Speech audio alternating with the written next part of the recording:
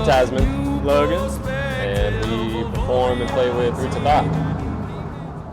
I played with the drummer from the age of like 13. We just, garage banded it up until 2010.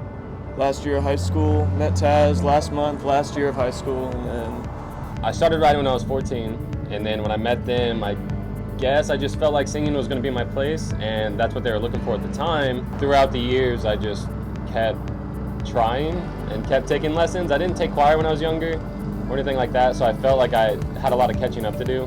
When we started, we were kids, and we didn't really know much about how to play, so we just learning how to play together is kind of what shaped our sound.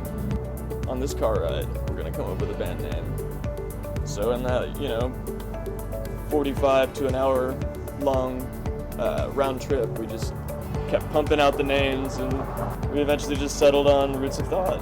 That was it. Tell them the other one you almost chose. That's my favorite. Purple Pistols. That would have been great. Through trial and error, throughout the years, we figure out what works better and what doesn't. But first and foremost, we're a family, so we always respect each other. We don't really fight. If we do, we get through it kind of like brothers do, 2 practices a week. We've just kind of stuck with that for as long as I can remember. And then on top of it, we keep practicing that work ethic and the art. We've done a lot of things wrong throughout the years, but through doing things wrong, we learned, okay, don't do it that way. Do it this way, No matter how long you've been doing it or how much you think you might know, it's best to just leave that behind whenever you're trying to, learn. Just take on that beginner's mind. Our songs, they develop in very organic way, like a very organic fashion.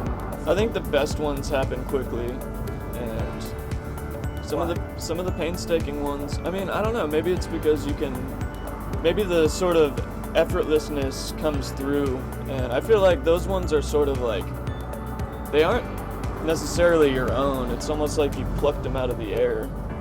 They were given to you as a gift, you know what I mean? There's just so many good bands here. It's just, it's just ridiculous.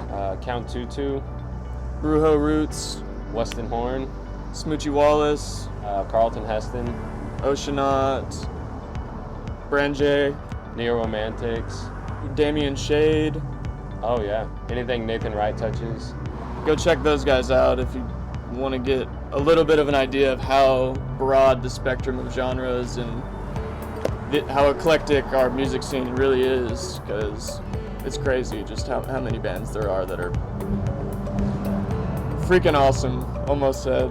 Yeah. So the next steps for Roots of Thought, again, are just keep learning, keep our minds open, writing, recording, whether it's an EP or a full length. We're still working out which one we want to do next, or releasing singles. The best way that we currently reach our audience is by recording music and releasing it, and so people find it on Spotify, iTunes, YouTube, Amazon. So we're like on all the major distribution platforms. It's all about just looking at as many ways that you can connect with somebody and doing those things. Playing places where people haven't heard you before, and then, just smacking the shy self inside of you and just talking to some people, If you just put on a really good show and perform your music the way that you know how to, and people connect with that, that's a really good way to meet people. Yeah. I would say if you're an aspiring musician,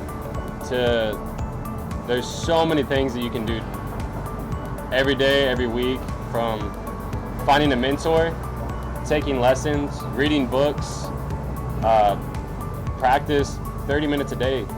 Like, as a burning desire, just like to express gratefulness to everyone that has listened so far, and then to the people we don't know yet that will listen.